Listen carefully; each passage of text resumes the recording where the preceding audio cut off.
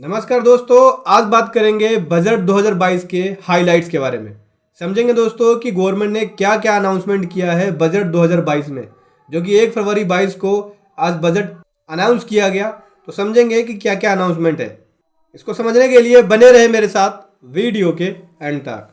उससे पहले बताना चाहूँगा दोस्तों, जो भी भाई बंधु मेरे चैनल पे पहली बार है, इस वीडियो को पहली बार देख रहे हैं, जिन्होंने अभी तक सब्सक्राइब नहीं किया तो सब्सक्राइब कर लीजिए दोस्तों। साथ ही साथ और भी भाई बंधु को जोड़े ताकि आपको इस तरह का कंटेंट मिलता रहे। दोस्तों, बात करने वाला हूँ प्रेस रिलीज के बारे में, जो कि मिनिस्ट्री ऑफ फाइनेंस ने इशू किया है। ये 1 फरवरी 22 को इशू किया गया है, जिसके अंदर हाईलाइट्स है बजट 2022-23 की, यूनियन बजट 2022-23 की हाईलाइट्स है। हालांकि ये बजट जो है वो 2 पार्ट में है, पार्ट ए और पार्ट बी। पार्ट ए के अंदर अदर बजट है, पार्ट बी में टैक्सेशन से रिलेटेड है। तो जैसा कि आप सभी जानते हैं, हमारा चैनल टैक्सेशन और अकाउंटिंग से रिलेटेड है, तो इसमें मैं केवल पार्ट बी ही कवर कर रहा हूँ। अगर आपको डिटेल में समझना है कि क्या क्या गवर्नमेंट ने बजट में अनाउंसमेंट किया है टैक्सेशन के अलावा, तो आप इस प्रेस रिलीज को डाउनलोड कर सकते हैं। वीडियो के डिस्क्रिप्शन में इसका लिंक मिल जाएगा। पार्ट बी में सबसे पहले आता है डायरेक्ट टैक्स। तो डायरेक्ट टैक्स में गवर्नमेंट एक न्यू रिटर्न इंट्रोड्यूस करने जा रही है, जिसको अपडेटेड रिटर्न बोलते हैं। मतलब कि एक नया रिटर्न होगा, एक नया आईटीआर होगा, जिसके अंदर आप मिस्ड, जो आपकी मिस इनकम है, जिसको आप दिखा नहीं पाए, उस मिस्ड इनकम को भी डिक्लेयर कर सकते हैं। विद इन 2 ईयर की इनकम को आप डिक्लेयर कर सकते हैं। जो भी रिलेवेंट असेसमेंट ईयर है उसे खत्म होने के बाद विद इन 2 ईयर की इनकम को आप यहाँ पे अपडेटेड रिटर्न में डिक्लेयर कर सकते हैं। तो ये गवर्नमेंट का बहुत एक अच्छा स्टेप है। फिर कोऑपरेटिव सोसाइटी के लिए जो AMT है, मिनिमम अल्टरनेट टैक्स, उसको भी यहाँ पे रिड्यूस किया जा रहा है, 18.5 से 15% किया जा रहा है।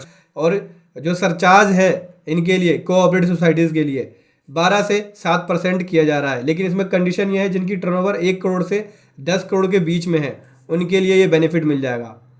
एक बेनिफिट और है, जो पर्सन डिजेबल हैं उनको भी अगर एन्युटी प्लान या लमसम अमाउंट की पेमेंट की जाती है इंश्योरेंस स्कीम की, तो उस केस में भी उनको टैक्स रिलीफ मिल जाएगा, जो पर्सन डिजेबल हैं और जो डिपेंडेंट है, जिनके पेरेंट्स या गार्जियन 60 साल की एज के हैं। और यहाँ पे जो TDS लिमिट है वो इंक्रीज किया जा रहा है। TDS जो डिडक्शंस है, TDS का जो रेट है वो इंक्रीज किया जा रहा है, 10 से 14% किया जा रहा है। एम्प्लॉयर अगर कंट्रीब्यूशन करता है NPS के अंदर, ठीक है, नेशनल पेंशन स्कीम के अंदर, अगर एम्प्लॉयर यहाँ पे कंट्रीब्यूशन कर रहा है तो TDS की लिमिट को बढ़ाया 10 से 14 किया जा रहा है। अब 14% TDS इस पे लगेगा। गवर्नमेंट यहाँ पे इंसेंटिव दे रही है स्टार्टअप्स के लिए। अब स्टार्टअप्स के लिए 1 साल का और पीरियड एक्सटेंड किया जा रहा है। जो एलिजिबल स्टार्टअप्स को, जो उनको टैक्स का बेनिफिट मिल जाता था, वो केवल 31 मार्च 22 तक था, ठीक है, वैलिड, कि इनकॉर्पोरेशन पीरियड का 31 मार्च 22 तक का बेनिफिट ले सकते हैं, ठीक है। अब यहाँ पे स्टार्टअप जिनका इनकॉर्पोरेशन पीरियड 31 मार्च 23 है, यानी 1 साल और बढ़ा दिया, तो जिनका इनकॉर्पोरेशन पीरियड 31 मार्च 23 तक है, वो भी अब स्टार्टअप के लिए एलिजिबल हो जाएंगे, जिनको टैक्स का बेनिफिट मिल जाएगा। और इंसेंटिव और कंसेशनल टैक्स रिजीम के बारे में बात करें, तो जो मैन्युफैक्चर अपना मैन्युफैक्चरिंग शुरू नहीं कर पाए या प्रोडक्शन शुरू नहीं कर पाए, 115 BA के हिसाब से जिनको बेनिफिट मिल जाता था, उनको 1 साल और बढ़ाया जा रहा है। इसकी डेट 31 मार्च 24 तक किया जा रहा है। जिनको अभी तक 31 मार्च 23 तक किया कर रखा था कि 31 मार्च 23 तक ऐसे मैन्युफैक्चरर मैन्युफैक्चरिंग शुरू कर सकते हैं, उनकी लास्ट डेट है 31 मार्च 23, या प्रोडक्शन शुरू कर सकते हैं 115 BAB के अंदर।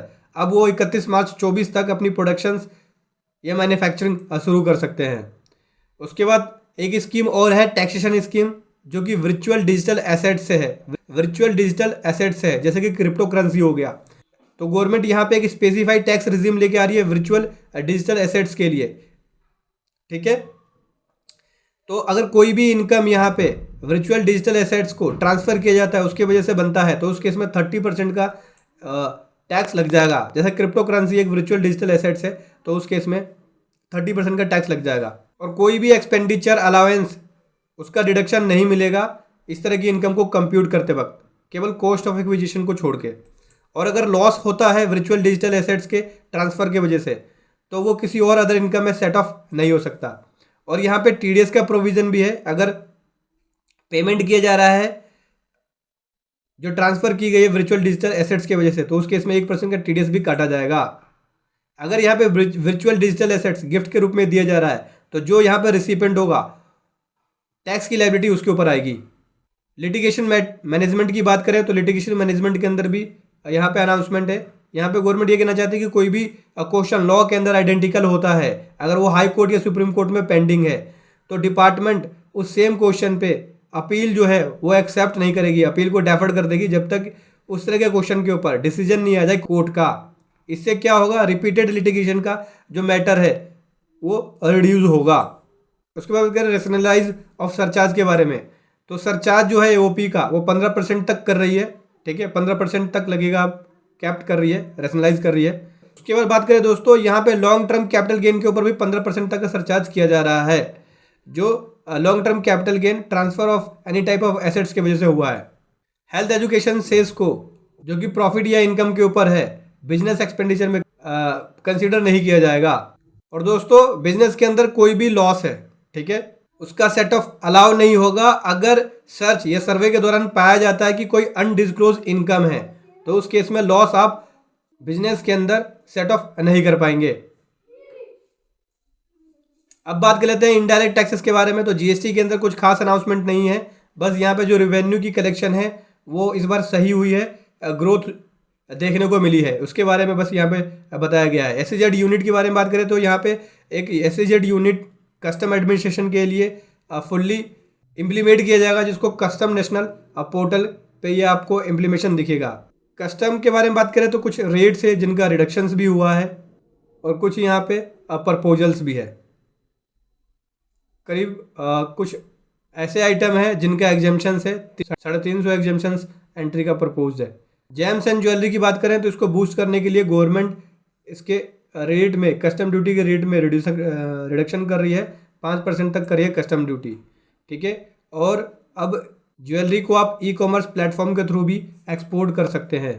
इसको बूस्ट करने के लिए गवर्नमेंट यहाँ पे ऐसा स्टेप्स ले रही है।